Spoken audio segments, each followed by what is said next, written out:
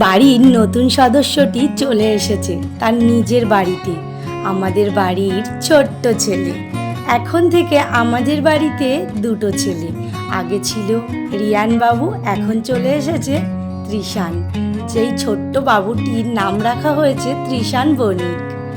ছোট্ট বাবুটির জন্য অনেক আগ্রহে বসেছিলাম সে কখন আসবে।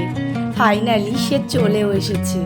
আসার কথা ছিল দুপুর 1টায়, সে বাড়িতে পৌঁছালো দুপুর 4টে, বিকেল 4টে।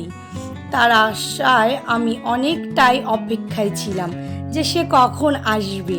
সে 1টা থেকে আমার চোখে ঘুম নেই যে তাকে কখন দেখব। তাকে ঘরে নিয়ে আসার পর অনেক আদর করছে তার বড় দাদা। সে এখন বড় দাদা হয়েছে।